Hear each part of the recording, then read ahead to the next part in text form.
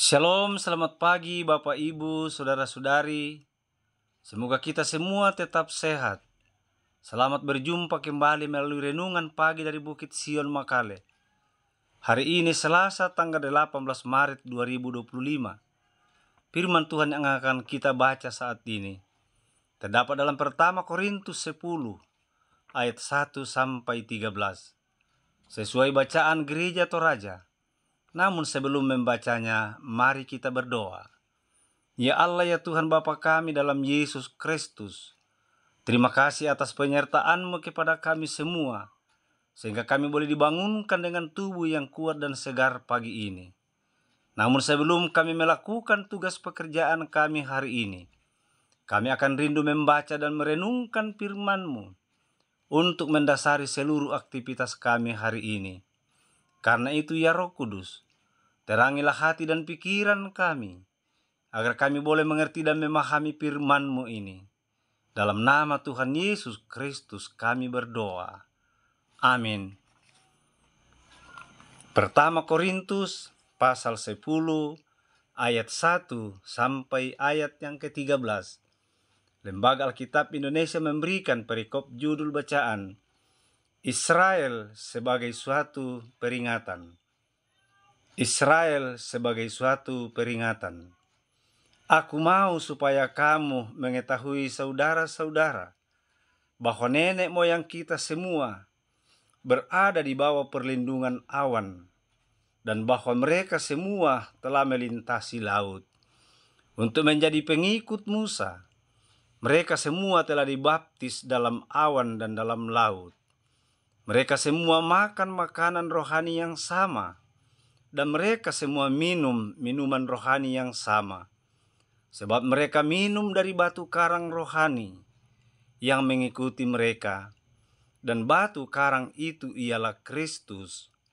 Tetapi sungguh pun demikian, Allah tidak berkenan kepada bagian yang terbesar dari antara mereka, karena mereka ditewaskan di padang gurun.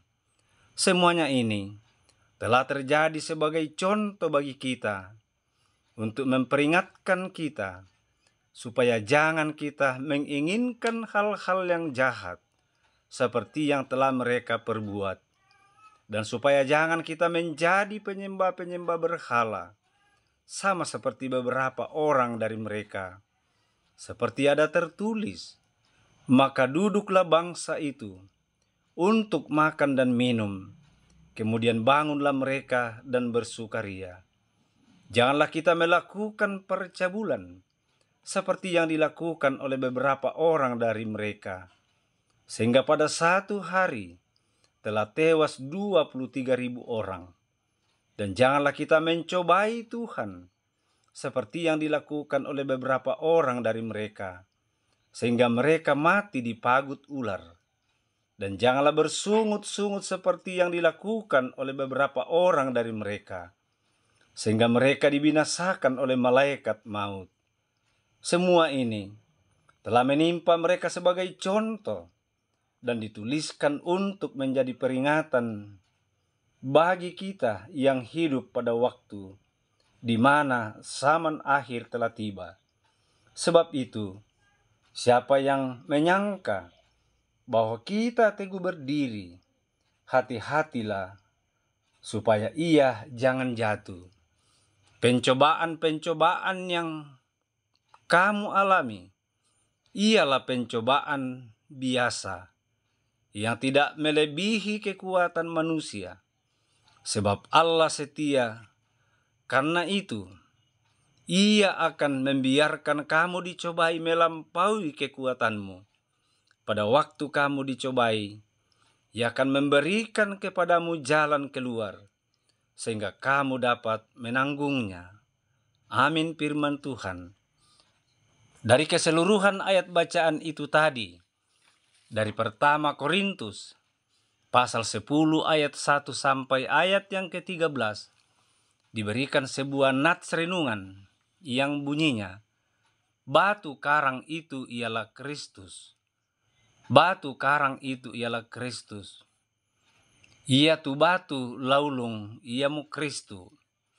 Bapak, Ibu, saudara-saudari yang sama dikasihi oleh Tuhan, arti batu karang menurut Kamus Besar Bahasa Indonesia adalah batu karang terbentuk dari zat dikeluarkan oleh binatang kecil jenis. Batu karang juga bisa berarti pulau atau gunung batu. Di laut terjadi dari tumpukan karang yang sudah membatu. Arti batu karang bisa juga kita lihat di dalam Keluaran 17 ayat 6. Ketika Yahwe berdiri di atas batu karang, sehingga ketika Musa memukul batu karang itu, seolah-olah ia memukul Yahwe, hingga hancur berkeping-keping. Dalam Ulangan 32 ayat 13, tampaknya ada identifikasi yang dibuat antara Yahwe, batu karang Israel, dan batu karang yang darinya mereka minum. Ia membuatnya berpusat dari tempat-tempat tinggi di bumi dan memakan hasil ladang dan memberinya madu dari batu karang dan minyak dari batu karang yang keras. Karena kedua istilah itu untuk batu karang muncul di Ulangan ayat 32 ayat 13. Yang satu dari Keluaran 17 ayat yang ke-6. Dan yang lainnya dari Bilangan 20 ayat 8 sampai 11. Tampaknya Musa bermaksud merujuk ke kedua bagian tersebut. Kedekatan penyataan batu karang satu sama lain dalam puisi Ulangan ayat 32. Yakni Yahwe adalah batu karang yang pekerjaannya sempurna. Dan ia menyiram umatnya dengan minyak dari batu karang yang keras. Tetapi mereka tidak menghiraukan bahwa Yahwe adalah batu karang mereka. Tampaknya juga penting bahwa Musa tidak berbicara tentang air yang keluar dari batu karang secara historis, tetapi berbicara secara puitis dalam ayat 13 tentang madu dari tebing batu dan minyak dari batu karang. Dengan ini, Musa menonjolkan persediaan pemberian hidup yang dibuat Tuhan bagi umatnya.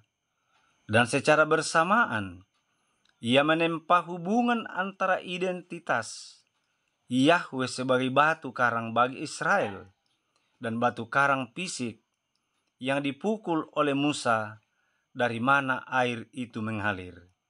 Saudara-saudara yang sama dikasihi oleh Tuhan, demikian pula peringatan Paulus kepada orang-orang Ibrani yang ada di Korintus pada saat itu. Paulus meminta kepada mereka belajar dari sejarah nenek moyang mereka yang dipimpin oleh Musa. Mereka disertai dan dipelihara oleh Tuhan Allah sepanjang perjalanan mereka yang berat. Mereka melintasi laut, yaitu laut yang terbelah dua, untuk membebaskan mereka dari kematian oleh Firaun. Mereka diberi minum air dari batu karang baik, dalam arti harafiah pun, secara rohani.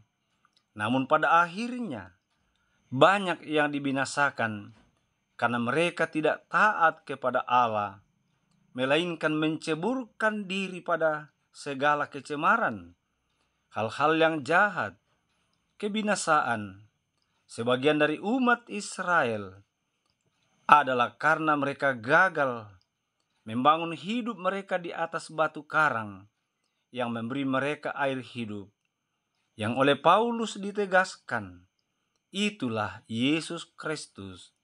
Saudara-saudara yang sama dikasihi oleh Tuhan, Rasul Paulus sangat berharap kepada orang-orang Ibrani yang telah percaya kepada Kristus dengan sungguh-sungguh membangun beriman mereka di atas batu karang yang memberi hidup, yaitu Yesus Kristus. Membangun hidup di atas dasar batu karang, yaitu Yesus Kristus, berarti ketangguhan hidup untuk mencegahkan diri dari pencabulan, penyembahan berhala, bersungut-sungut, dan mencobai Tuhan.